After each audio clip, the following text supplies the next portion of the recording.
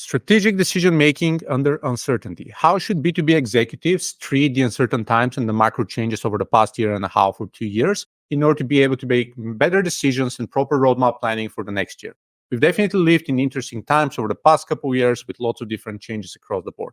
Mass layoffs, optimization cuts, the move from work from home to return to the office, large inflation rates, VC funding withdrawal, moving to AI, lots of different considerations. Whereas B2B executives are uncertain of why are certain channels not performing, their offers are not performing as well, and essentially the market is not working the way that they expect it to be. We've spoken to hundreds and hundreds and hundreds of CMOs, CXOs, COOs, CFOs, and other executives and leaders on the board, as well as investors in PE firms and M&A advisors. And all of them are facing uncertainty and failing to be able to properly account for what's happening right now on the market. So without further ado, whenever we work with organizations, we apply this 6-step framework in order to be able to facilitate and help different organizations to be able to provide better strategic decision making and be able to unblock decisions further. Step number 1 is multi-scenario planning.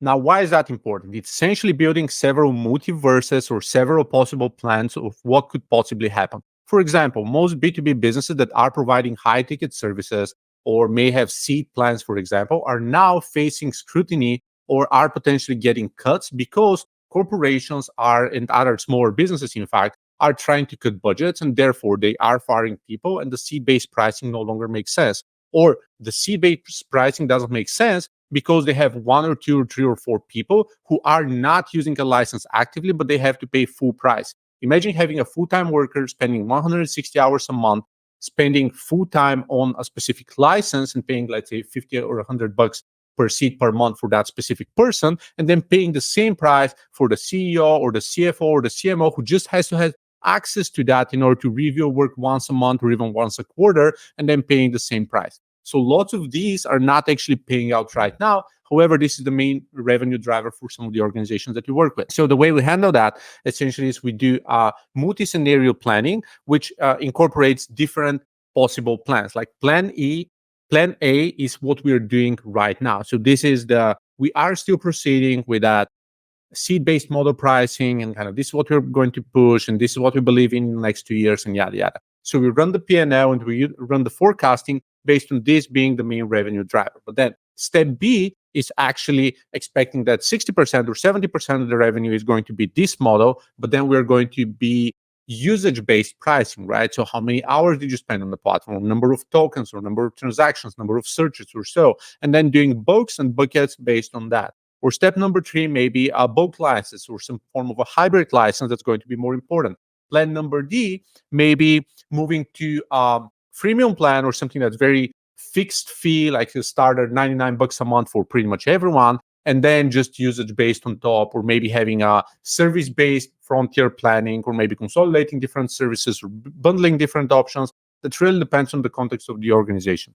But having several plans carefully crafted and thought of, and actually spending even several days working on that planning in order to have all of the strategies, the pros and cons, and kind of the strengths, weaknesses, opportunities, and threats of each plan really helps have all of them in one place. And if one of the plans fails for whatever reason, because of, again, macro environment or wars or logistical issues or AI, then we can quickly pivot to one of the other options as an alternative. Number 2 is incorporating data-driven culture.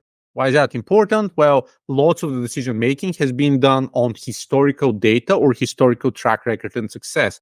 And when you think of any sort of a financial video or tutorial on YouTube, most of them say that past performance is not an indicator for future success or anything around that. So we work under the same premise right now because data is really what's guiding decisions, and data is moving way too fast.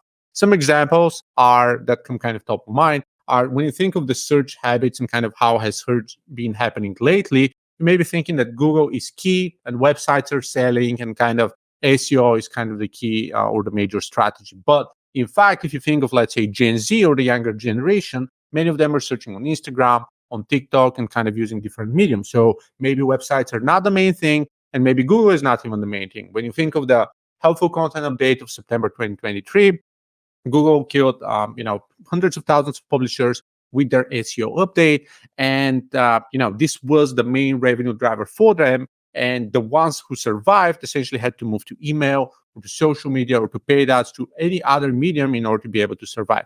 So, in other words, having a data driven culture means that your businesses are incorporating data strategies and are relying on raw data, on qualitative and quantitative data, primary and secondary data, and kind of different data sources in order to decide whether one practice or strategy is good or not. And they are kind of consolidating different data sources as a result. Number three is implementing flexible strategies. Now, for years, we've been used to working with annual roadmaps or trying to plan for 2, 3, 4, 5 years ahead. I remember organizations that are implementing EOS, even though I like the entrepreneurial operating system and the book's traction and like everything around Drive. I do like the principles, but most of the principles for applying EOS is having a 1 year plan, 3 year plan, and even 10-year plan ahead.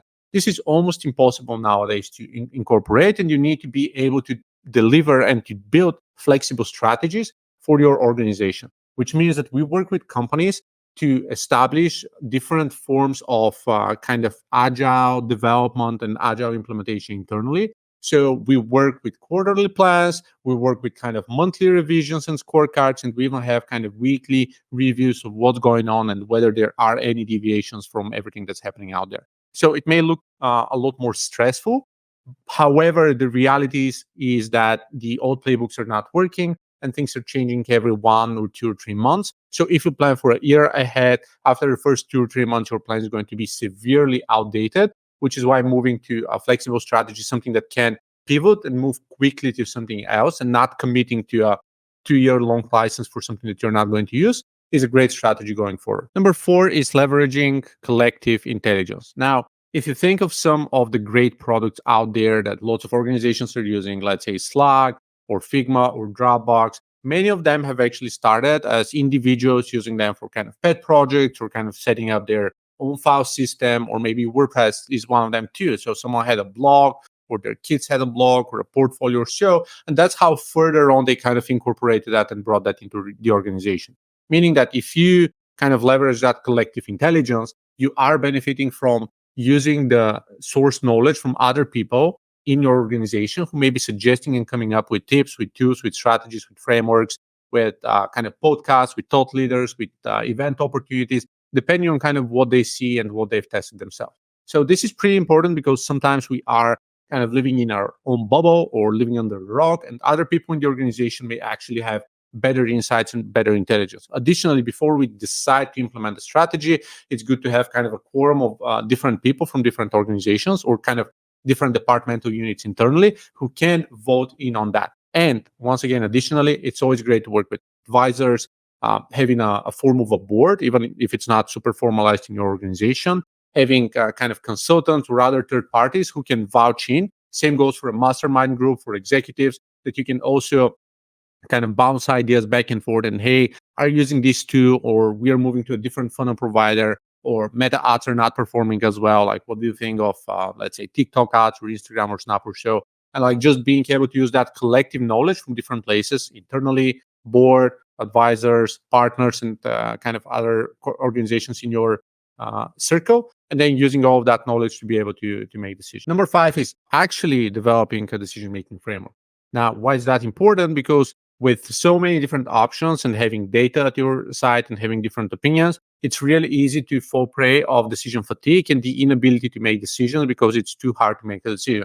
So in that case, there needs to be a decision framework, a policy internally that's actually dictating how our decision made, how often, what's the premise, what does it need to take. There's kind of a voting system of how painful the problem is, what's the impact, what's the severity, how important it is, how urgent it is, how hard it is to implement, and a bunch of other KPIs that you can vote on. And if it's a painful enough problem that can be implemented easily or with less friction, or it's not risky enough, then you can just go ahead. If it's something that's kind of more painful, you can just backlog it and kind of wait for better times. So just developing that decision-making framework so it's transparent and it's pretty clear for everyone, kind of how are you making decisions and how are you kind of commanding that internally, is going to solve a lot of problems for the organization. Number six is practicing continuous learning. I'm a great proponent of continuous learning. I call myself a learnaholic more often than not. And instilling that within your organization is important. If you have employees who are used to doing their 9 to 5 and just following a policy and just following a bunch of different steps, then you have two options. Number one is actually upskilling them and upgrading them and making them better with like trainings and resources and so forth. Or number two is also introducing new people to the organization who are more nimble and more self-driven and learning and actually hungry for more knowledge and adapting some of the best processes. And again, I'm not advocating for either, but the reality is that continuous learning is important because we live in times where new systems, new platforms, new technologies, new mediums are being integrated, and you need more people in your organization to take care of that and to be aware of kind of what's going on. So with that in mind, again, you can treat that internally. You can bring in advisors and consultants. You can bring in new people who are already hungry and dealing with that. But the first starting point to just test the waters is actually instilling your own framework or kind of coming up with suggestions and ideas yourself. A few ideas that you can do that is get, let's say, a weekly chat or a monthly chat of recommended books, or do a book club, or create channels on your Slack or Teams account that is kind of gathering articles that other people found related to the industry or even not related to the industry, or ask them to summarize events that you're sending them to go to, or do an annual run or a quarterly run for the department to figure out what has everyone learned, R&D initiatives that they've been involved with, things they heard at podcasts or newsletters, or kind of compiling the latest news from newsletters that they read, and so many different ways to instill our continuous learning culture. In a nutshell, the uncertain environment means that we have to keep our eyes open and be informed ourselves. We need an organization that's ready to change, meaning that it has to be more nimble, more agile, more flexible, easier to go. Having people who are aware that this change has to happen, and it's something that's pretty much behind the door, and it's something that we need to instill ourselves through our organization. Thanks for watching. If you like it, hit like, subscribe, comment, and see you in the next episode.